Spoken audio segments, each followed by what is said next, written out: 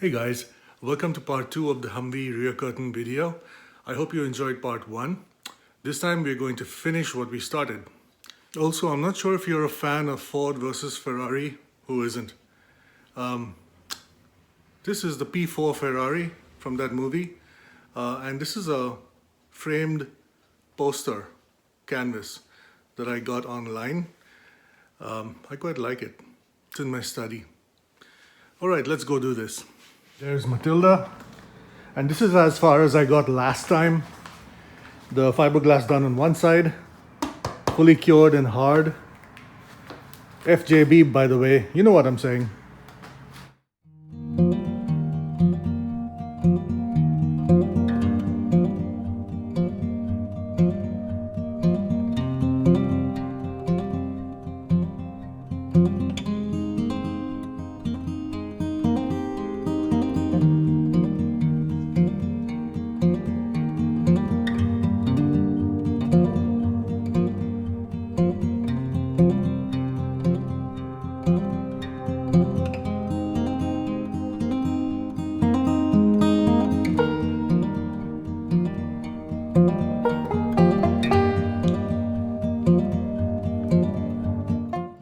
Hey guys, so it's the next morning. It got really hot yesterday and I decided to do stuff indoors instead. I got a bit distracted and look what I pulled out. Oh yeah, you're not imagining things. That is an M2HB Madus replica. It looks pretty real because it's built to scale and it's built out of steel. It'll be really fun to mount on my truck for car shows and for parades and stuff like that. And that's going to be a separate video, me mounting the M2HB on the back of my truck. That'll be fun because I have to drill 4 holes in the back and brace it from the underneath with a metal slab, so that it doesn't warp my truck bed. Oh man, it's so beautiful. I also scuffed the front. You can see the scuff marks. I scuffed it so that when I paint it military green to match the truck, it looks nice. That'll be a fun video.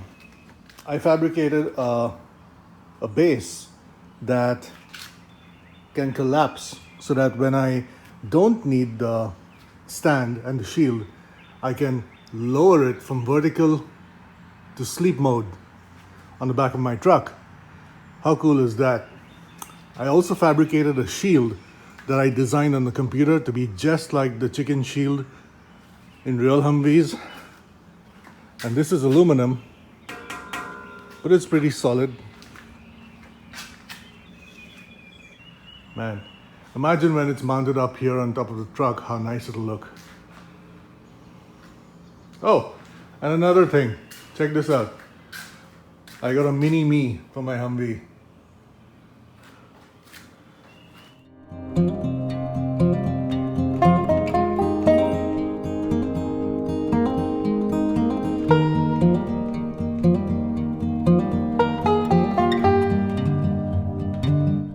I'm also building my own M2 cradle. These are parts that I designed on the computer and had laser cut. So that goes underneath the gun over here. It'll look really nice when I put it together. I'll have a video documentation of that. Anyways, getting back to my rear curtain. This is done. This is dried. It's been sitting here for 24 hours. It's fully dried. You can see it's nice and slick, but it's fully dried and quite solid. The other side, of course, has the fiberglass mat that I laid when I was pouring the resin. So that side's pretty solid. Now I'm going to sand both sides and then start coating it with rhino liner.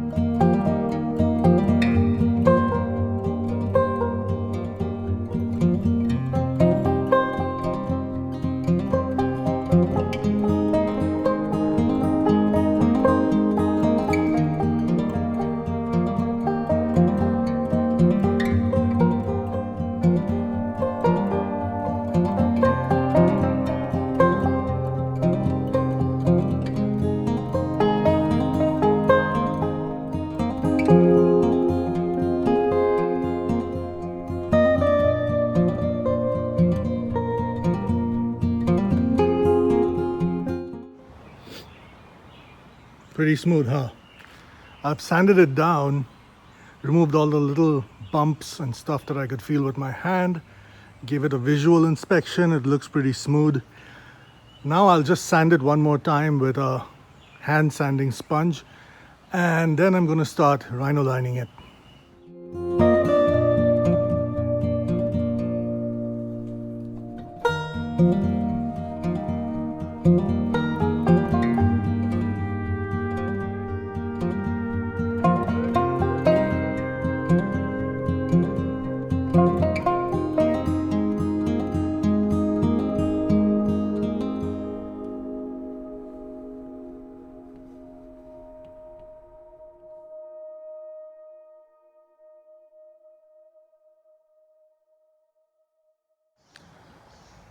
Look at that, black beauty.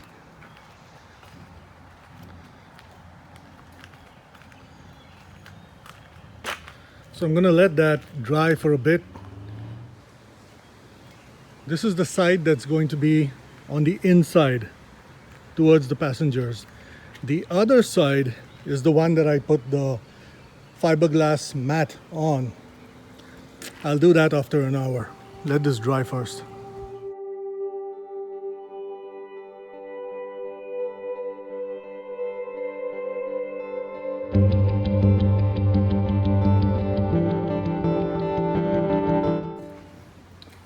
So what I just did was hit it with some flat protective enamel. And the reason I want it flat is because this is going to be on the inside, and rhino liner, even when it's dry, is still a little bit sticky to the touch, and I didn't want that. So there you go. It seems to be drying pretty well, very evenly, and it still has the rhino finish, but it's matte. See, very clean. So I'll give it another hour, then I'll come back and do the rear.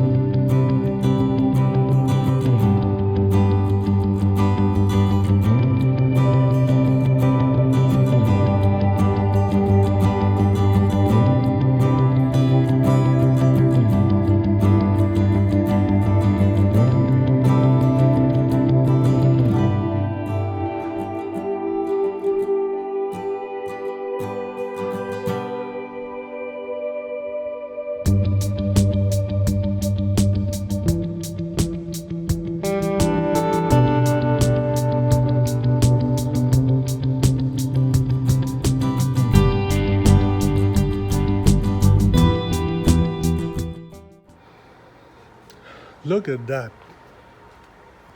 Really nice. Good texture. Really solid. Have to bolt it in, of course, but I think it's beautiful. The inside's pretty nice and smooth. You can see it.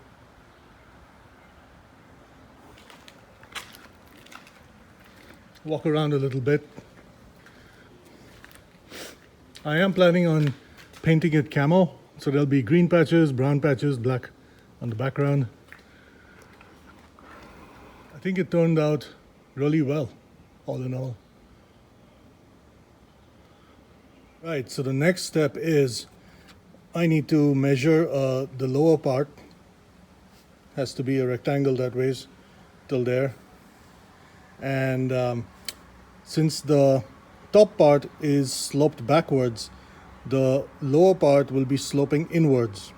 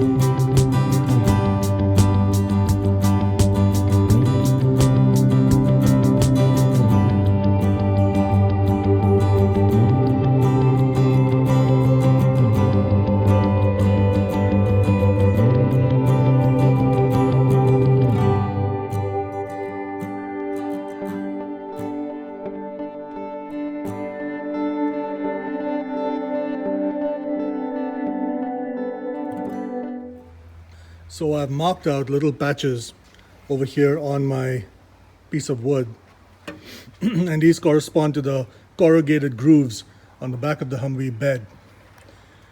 Now you do get a strip that you can buy made of metal which is corrugated and which seals the back up, but that is $100 plus shipping. Isn't that crazy? I wish they made one out of plastic or soft rubber or something. Anyways, what I'll be doing is cutting out these boat-shaped grooves to match the bumps in the rear bed and then using soft weather stripping to seal it before mounting it in between the top part and the bed. All right, let's get cutting.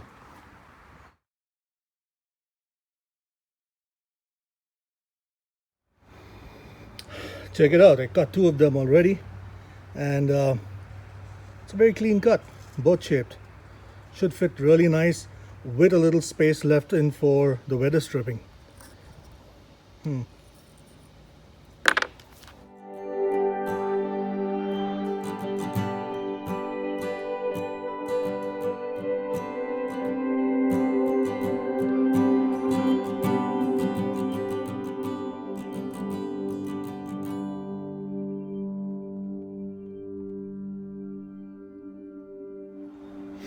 There you go. That just took 5 minutes and look how beautifully it's cut. Let's go mount it.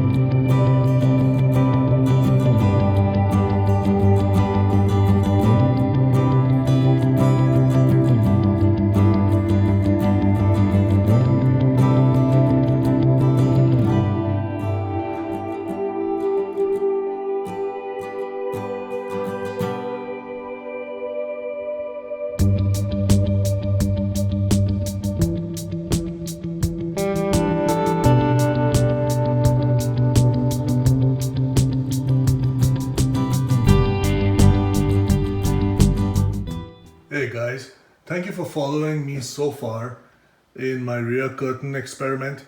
I'm gonna have to end the video here because it's a long drawn out process and it takes a couple of days to do all of it. So this is gonna be part 2. I will be doing a part 3 very soon and look forward to that. But let me discuss what's going to be in part 3. So I've done the top part and the bottom part and the fiberglassing for both and the rhino lining for both of them. Now, what I'll be doing in part 3 is just for design, using aluminum strips and hex bolts maybe, or even carriage bolts to do a sort of bracing. It'll look really nice once I paint over it in camo, right? So I'll be doing bracing over there. Then I will mount both the top and the bottom parts of the rear curtain with L-angle brackets made of aluminum also. I will be shaping them and bolting them to the C-pillar and to the inside of the fenders, so to speak. Also, I have designed a really nice bezel made out of aluminum or maybe steel from a laser cut source.